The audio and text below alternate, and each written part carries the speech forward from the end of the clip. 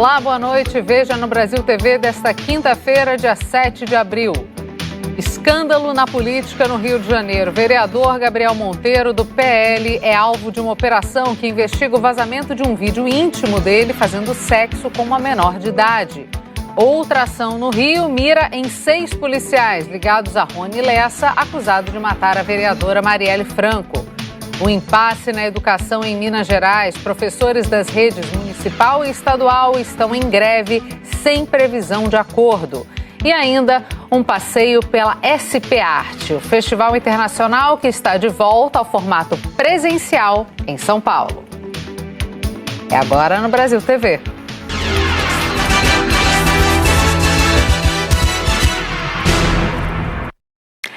O vereador do Rio, Gabriel Monteiro, do PL, é alvo de uma operação da Polícia Civil de busca e apreensão. Ele é investigado pelo vazamento de um vídeo íntimo dele fazendo sexo com uma adolescente de 15 anos de idade. O vereador Gabriel Monteiro acompanhou a operação da polícia na mansão dele, num condomínio de luxo na Barra da Tijuca, zona oeste do Rio. Chegou a brincar com uma bola que estava na varanda. Os agentes recolheram celulares, computadores, HDs e um carro blindado, além de pistolas, carregadores e coletes dos seguranças do parlamentar. Os agentes também estiveram no gabinete do vereador na Câmara Municipal, no centro do Rio, e apreenderam documentos. Alguns materiais foram recolhidos em todos os locais e esses materiais ainda vão passar por uma análise e alguns por perícia. Então, após isso daí que nós vamos poder chegar a uma conclusão do que realmente temos de concreto. A polícia fez buscas em 11 endereços diferentes, de 7 alvos. São funcionários, ex-funcionários e um empresário. A polícia apura o vazamento de imagens íntimas do vereador com uma adolescente de 15 anos. A jovem registrou queixa na delegacia. Gabriel Monteiro disse à polícia que não sabia que ela era menor de idade e que alguns equipamentos de armazenamento de imagens teriam sido furtados. O inquérito está sob sigilo, mas o JH teve acesso aos depoimentos de assessores e ex-funcionários do parlamentar que contestam a versão apresentada por ele. O assessor Vinícius Vitezzi disse à polícia que Gabriel sabia que a menina era menor de idade, tinha o hábito de fazer brincadeiras, dizendo que ia abrir uma creche e que para Gabriel Monteiro, mulheres de 20 e 21 anos já eram velhas. O assessor afirmou que festas de orgias eram frequentes na casa de Gabriel e que a maioria das convidadas era menor de idade. Vinícius contou que o vereador mantinha relações sexuais com as meninas e que era comum o uso de drogas. O assessor disse ainda que já chegou na casa de Gabriel e o encontrou virado de festas, com meninas saindo de lá chorando, aparentando terem sido estupradas por Gabriel. Vinícius Vitezzi relatou ainda que Gabriel tinha o hábito de ficar exibindo vídeos íntimos dele com outras mulheres, maiores ou menores de idade, como se fossem troféus. Outro homem que trabalhou na equipe de Gabriel, Fábio Neder, contou em depoimento que a menor que prestou queixa à polícia costumava frequentar a casa de Gabriel, que ela ficava estudando com roupa de colégio e que todos os funcionários e seguranças sabiam que ela era menor de idade. Fábio Neder disse também que já levou uma pílula do dia seguinte à casa da adolescente e que deixou o comprimido na caixinha de correio. O auxiliar de Gabriel Monteiro na Câmara de Vereadores, Robson Coutinho, disse que o vereador falava para todo mundo: "Minha novinha está me esperando", sobre a adolescente de 15 anos. O vereador Gabriel Monteiro foi intimado a vir até aqui à delegacia para prestar um novo depoimento sobre o caso. Ele falou sobre as armas apreendidas com os seguranças na casa dele. Todos os armamentos são legais, tudo dentro da lei, não existe nada irregular, tá bom? Deixa bem claro aí para os telespectadores que a gente tem que respeitar todos, que nenhum armamento é frio, é ilegal, nenhum fere o estatuto do desarmamento, tá bom? Eu já vou conversar. Adolescente. Gabriel Monteiro é investigado também por outros crimes, como assédio sexual e uso indevido de funcionários públicos. Alguns assessores admitiram não dar expediente no gabinete e trabalhar na produção de vídeos manipulados para as redes sociais do ex-policial militar. Essa semana, por unanimidade, o Conselho de Ética da Câmara decidiu abrir um processo contra Gabriel Monteiro e pode decidir pela cassação do mandato dele. Em nota, a defesa do vereador Gabriel Monteiro diz que ainda não tomou conhecimento pleno dos autos e que, por isso, não vai se manifestar por enquanto. Disse ainda que confia que a justiça vai ser feita. Nós também entramos em contato com o gabinete de Gabriel Monteiro, que informou que o assessor Vinícius Vitesi e o auxiliar de Gabriel na Câmara de Vereadores, Robson Coutinho, estão de licença médica. Nós não conseguimos contato diretamente com eles. O ex-funcionário Fábio Neder não atendeu às nossas ligações.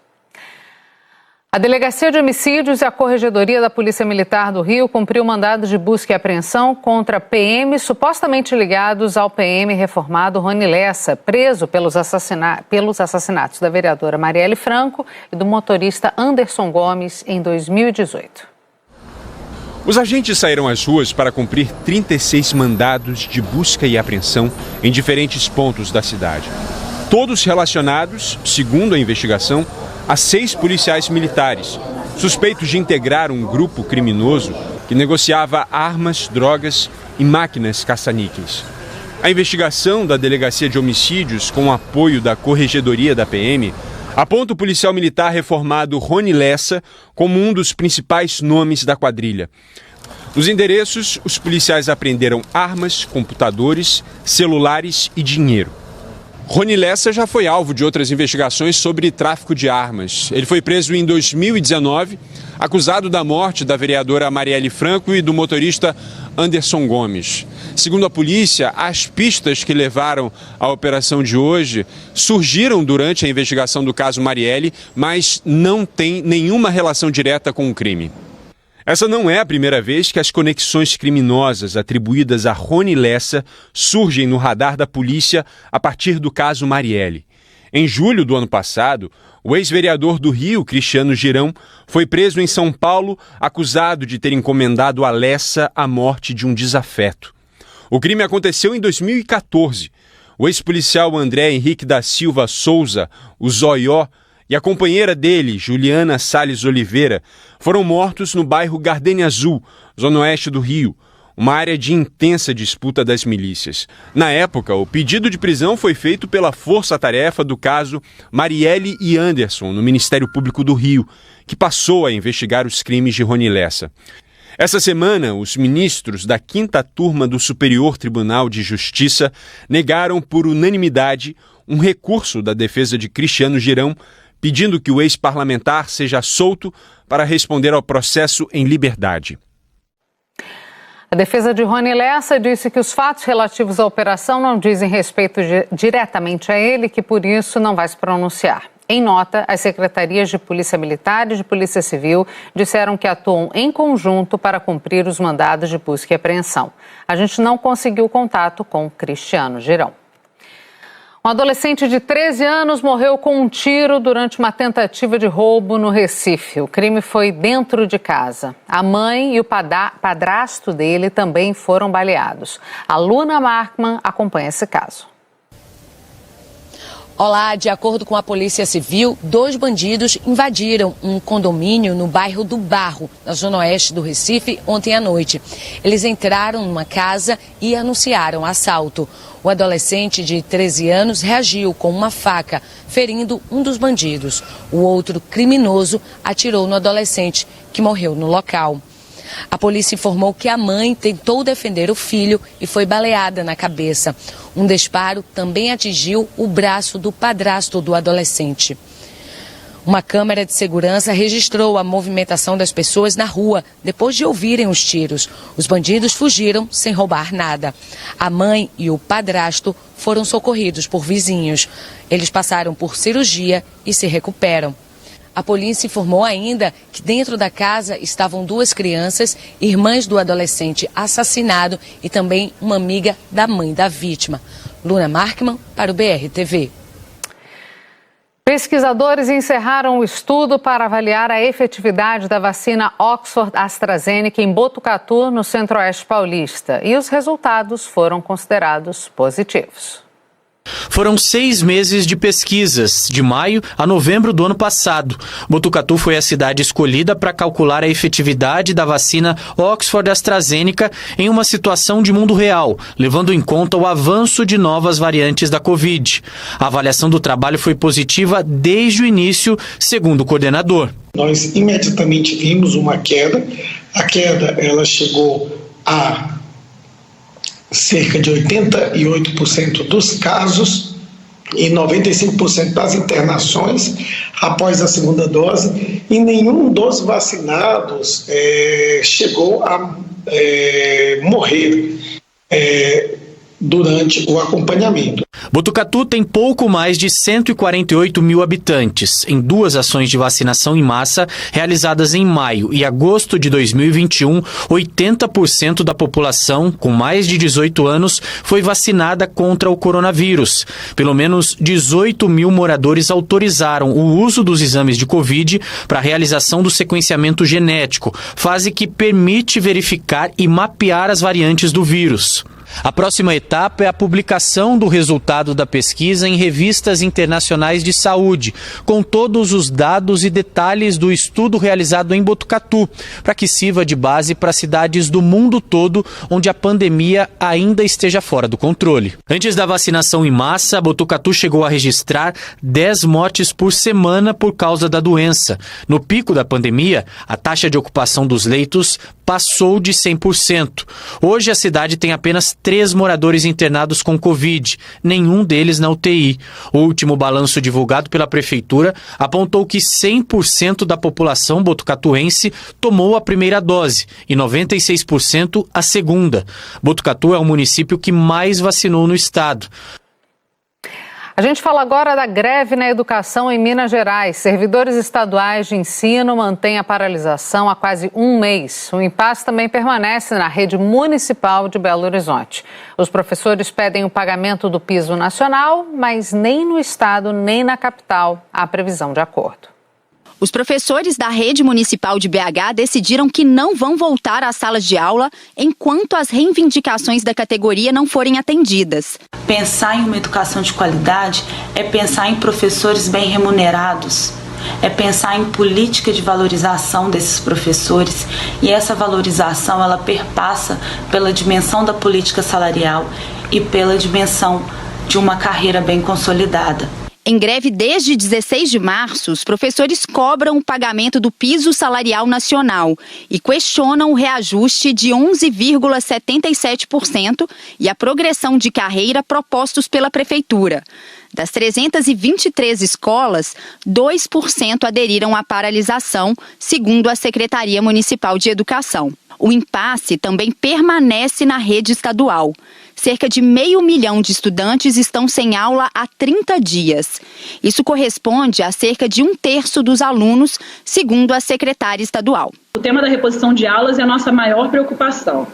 Nós tivemos um período de pandemia em que Minas Gerais foi um estado visto como muito respeitado nacionalmente pelas atividades remotas, e agora todos os estados retornam, né? O que a gente tinha de plano era fazer um nivelamento dos estudantes agora nesse momento, 2/3 deles vêm fazendo. Esse 1/3 que está impactado é trabalhar em recomposição, né, da carga horária, a partir desse processo de retomada das aulas, minucioso. A decisão dos professores em manter a greve veio depois de o governador Romeu Zema, do Novo, vetar o aumento de 33% aos servidores da educação, além dos 10% concedido a todo o funcionalismo público. O piso salarial é o principal ponto. A categoria defende o pagamento integral, independentemente da carga horária. O piso nacional é uma lei federal que o governo de Minas escolhe descumprir. E é uma grande vergonha para Minas Gerais não utilizar corretamente os recursos vinculados da educação. Nós temos os recursos do Fundeb, da manutenção e desenvolvimento do ensino e da cota salário educação, que poderiam ser utilizadas para o pagamento do piso salarial profissional nacional. Nós entendemos que o piso nacional deve ser pago considerando as 24 horas, né, durante a semana da carga horária do professor. O piso nacional, ele é compreendido para o trabalho de 5 dias na semana, durante 8 horas. E a categoria no estado de Minas Gerais é de 24 horas. Então, essa discussão sobre a proporcionalidade é que o governo defende, reafirma, inclusive isso já foi compreendido também pela Justiça, de que o piso deve ser pago na sua proporcionalidade.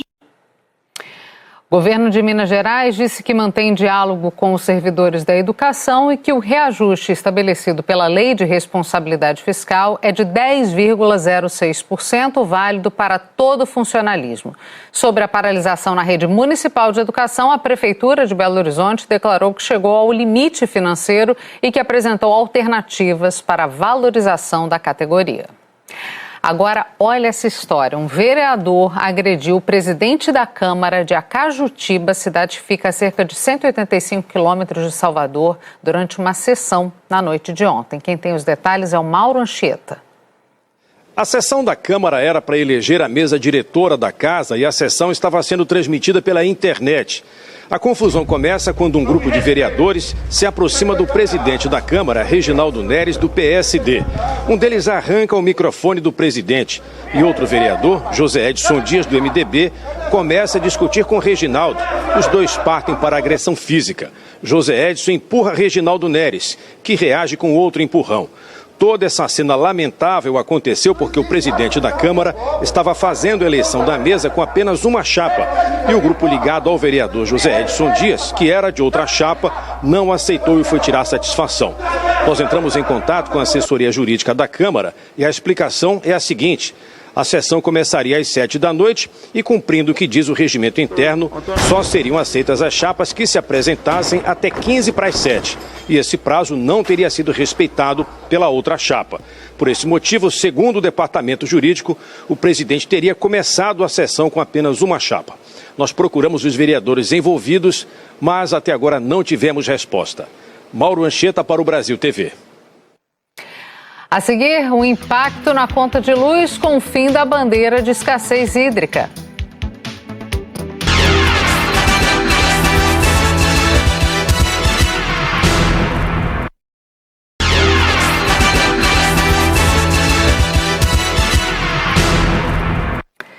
Brasil TV de volta com uma notícia para aliviar o bolso. A partir do próximo dia 16, com o fim da bandeira de escassez hídrica, a conta de luz vai ficar mais barata. Mais um levantamento da Associação dos Grandes Consumidores Industriais de Energia e de Consumidores Livres mostra que, ainda assim, o brasileiro está pagando caro pela energia por causa de impostos e encargos incluídos na conta ao longo dos anos. Desde agosto do ano passado, a gente paga a bandeira tarifária mais alta de todas, a de escassez hídrica, mas ela vai sumir das contas. O governo anunciou que a partir do próximo dia 16, a bandeira passa a ser verde, sem cobrança extra. O motivo é o maior volume de chuva que melhorou a situação dos reservatórios. Mas você já reparou que o valor total cobrado não é apenas o do seu consumo pessoal? Na conta vem, por exemplo, a contribuição de iluminação pública e outros tributos e encargos que aparecem em letras pequenas. A Associação dos Grandes Consumidores Industriais de Energia e de Consumidores Livres, a Abrace, fez os cálculos e elencou os encargos que encarecem o preço final. Entre eles, subsídios para carvão mineral e termoelétricas, que crescem desde o ano passado. A Abrace calcula que só nos 3 primeiros meses deste ano, os consumidores já pagaram quase 36 bilhões de reais em impostos e encargos, 40% a mais do que no mesmo período do ano passado. E a estimativa é que até o fim deste ano, os brasileiros paguem 144 bilhões com isso, 44 bilhões a mais do que o que foi desembolsado em 2021. E no ano que vem, todos os consumidores de energia vão pagar parcelado e com juros um empréstimo que o governo deu este ano no valor de 10 bilhões e meio de reais para as distribuidoras cobrirem custos da crise energética de 2021. O presidente da Abrace, Paulo Pedrosa, diz que esses subsídios deveriam estar previstos no orçamento da União e, com isso, não seriam cobrados dos consumidores. E que a elevação do preço da energia não fica restrita à conta de luz que a gente paga. É um processo que encarece a energia, contribui para a inflação e o brasileiro paga muitas vezes por isso. Ele paga na conta de luz, mas ele paga em todas as coisas que ele compra no mês. se vai comprar um frango congelado no supermercado, uma camiseta para o filho vestir ou um caderno para levar para o colégio, ali dentro tem muito custo de uma energia que poderia ser mais barata. Com energia tão cara, o seu Rogério, que é dono de 2 mercadinhos em Brasília, gasta muito para manter câmaras frigoríficas e geladeiras funcionando.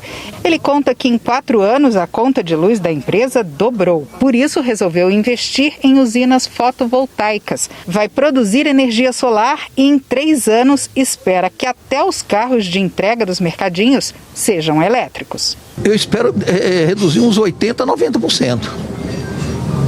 Que isso corresponde a um ganho para mim muito bom, porque com isso eu posso fazer outras coisas. Porque eu gasto muita energia por ano, sabe? Para o meu porte, para mim, fica muito pesado, sabe? Nós procuramos o Ministério de Minas e Energia. O Ministério divulgou uma nota reafirmando que o governo antecipou o fim da bandeira de escassez hídrica, mas não comentou os dados da Abrace, a Associação dos Grandes Consumidores Industriais de Energia e de Consumidores Livres. E a gente encerra o Brasil TV com o Festival Internacional de Arte de São Paulo, mais conhecido como SP Arte. Ele está de volta em formato totalmente presencial, o que não acontecia desde o início da pandemia. É uma grande exposição, mas pode chamar também de festa, para convidados vacinados que puderam expressar a alegria do reencontro com a arte, com os abraços. Quase 2 anos aí, ninguém se abraçando, se beijando. Isso fez muita falta, né? Ainda mais para todo mundo que gosta disso. Maravilhoso, não tem o que falar. A SP Arte chega à 18ª edição na sua melhor forma, ocupando 3 andares do pavilhão da Bienal, com trabalhos que refletem o que o mundo viveu depois da Covid. Lições que esses tempos sofridos nos deixaram. São 133 galerias, 9 delas internacionais, exibindo um retrato da arte e do design contemporâneos. Grandes nomes como Nelson Lerner e jovens talentos como Laércio Redondo são a aposta da família carioca que está no mercado de arte há 40 anos e participou de todas as edições da SP Arte. Não só o mercado é muito forte em São Paulo, como também a cena está muito forte institucional aqui, muitos museus, exposições maravilhosas. Então, São Paulo é um lugar que é imprescindível a gente estar aqui. A retomada dos grandes eventos culturais inspirou o encontro de 2 artistas plásticos de renome internacional, o brasileiro Cildo Meirelles e o português Pedro Cabrita Reis. No estande, o trabalho de Cildo, que quebra a lógica do cotidiano ao distorcer objetos do nosso dia a dia, divide espaço com a arte feita por Cabrita, como se fosse no improviso. São 2 artistas de enorme peso, exatamente para este momento. Na feira mais importante que nós temos no Brasil, eles são donos de 2 poéticas muito vigorosas e muito importantes mundo afora. A SP Arte é uma feira que atrai colecionadores brasileiros e estrangeiros, até porque a nossa arte é reconhecida internacionalmente. Mas só 15% dos visitantes são, de fato, compradores. Essas obras estão expostas aqui no pavilhão da Bienal para que o público também possa conhecê-las de perto. A arte faz parte da educação cívica das pessoas. A arte faz parte da sociedade, da cultura de uma sociedade. A arte e cultura são primordiais num país civilizado e num país que quer ter futuro. E é em busca de um futuro melhor que a arte que ressurge na feira também é engajada, como exposta pela galeria que a Érica gerencia no Rio de Janeiro. Cada artista tem um papel muito importante de trabalho em relação ao contexto social e às questões críticas contemporâneas, como discursos antirracistas, de lutas de classe, de gênero. O Marcos Roberto é um deles. O metal, que já foi matéria-prima do trabalho dele como operário numa fábrica de placas de sinalização, agora é a base das obras de arte que questionam as estruturas de poder. A arte fez com que eu enxergasse que existem novos caminhos, que o povo tem a força, que o povo tem o poder. E isso trago não só na arte, mas eu acho que a democracia funciona assim. E são as manifestações democráticas que inspiram o jovem artista goiano Hal Wilson. É preciso olhar com atenção para perceber que as telas foram feitas a partir de letras datilografadas. Palavras que expressam em imagens o desejo de mudança. Então fala um pouco de tudo isso, sobre como através do resgate da memória construir um futuro de utopia e um futuro em que a gente consiga ter comida no prato, consiga ter esperança e consiga viver com dignidade, que é o que o brasileiro merece. Sem a menor sombra de dúvida. O Brasil TV fica por aqui. Outras notícias logo mais no Jornal Nacional, às 8h30 da noite, horário de Brasília. Uma ótima noite a todos e até amanhã.